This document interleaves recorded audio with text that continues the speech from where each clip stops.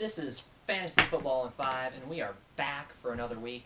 This week we are talking about quarterbacks. Last week we talked about strategy and how you want to draft. And if you haven't seen it, you're going to want to check that out so you know what we're talking about this week. Click the video below. Alright, so we've highlighted about 5 or 6 quarterbacks we want to talk about. We're going to expect them to have pretty big years this year. There's Aaron Rodgers, Andrew Luck, Big Ben, Drew Brees, and Peyton Manning. Also Russell Wilson. Peyton Manning, we expect him to have a down year this year after he lost Julius Thomas, who was a huge red zone target. Also, his arm strength is deteriorating too. Almost as fast as his hairline. Yeah. Drew Brees, on the other hand, we expect him also to have a less productive year, although his predictions are pretty high. He lost Jimmy Graham, who's probably the most valued tight end in the league.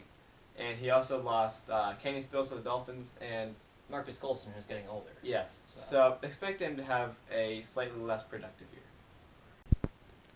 Now, a couple of quarterbacks you absolutely don't want this year in fantasy would include some like Winston from the Buccaneers. Now, he's a rookie this year. He's going on to a pretty bad squad. And, I mean, he's going to be putting up interceptions. And you don't want that for your fantasy squad. Then there's guys like Colin Kaepernick, who his targets, they're getting older, and they just aren't as good as they used to be. And half of this team left him this year in free agency. Or they got arrested. That's true.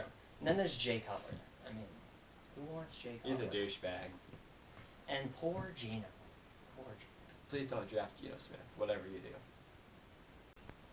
do. Alright, so according to our draft strategy video last round, we said to draft a quarterback round 5. So you can grab position players like running backs and wide receivers before him. So if you're going to stick to our strategy, look for players like Drew Brees and Big Ben. Also, maybe Matt Ryan and Tony Romo. All 4 of these quarterbacks are pretty solid, but if I could pick one, I would pick Big Ben, not to be biased towards my Steelers, but I think with the targets he has in Bell, Brown, and Bryant, he's going to explode this year. Yeah, and there's also Tom Brady, who, even though he has a 4-game suspension, he's still one of the greatest quarterbacks from this decade, so he's going to perform. And for those 4 weeks that you don't have him, you can plug in a player who is a mediocre guy like Alex Smith, Phillip Rivers, Teddy Bridgewater. Yeah. I mean, you can plug them in, and maybe they come out and they produce really well for you. And then you can put Brady in for the rest of the year, and you'll have a pretty good squad.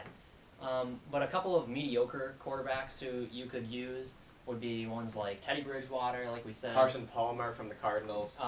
Phillip Rivers also is a good one. Ryan Tannehill. Yeah, those guys could perform, and they will come out, and they might not put up like really great numbers, but they will keep your team afloat during the season, which is all you really ask for. Right. All right, so previously we talked about some mediocre quarterbacks who you could use as alright starters late. You can get them in later rounds, and a couple of guys we wanted to highlight as good backups are like Andy Dalton from the Bengals. Andy Dalton's always had a pretty good career, although he can't do anything in the playoffs. But he has players like Jeremy Hill in the backfield, and he has AJ Green as a wide receiver. He's really one of the top 5 wide receivers. So look for him to be a good backup option to maybe, Andrew Luck or like Ben Roethlisberger or something. And also in the AFC North, Joe Flacco of the Ravens. He lost Torrey Smith, but they picked up Rashad Perriman in the draft. I think Perriman's going to have a good year, but also Flacco's going to have a pretty decent year with Forsett in the back, and he has just a good wide receiver core. Derek Carr is also a sleeper pick you could possibly get late, and he's a good backup because he really racks up the yardage. I mean, he did it last year on a really bad team.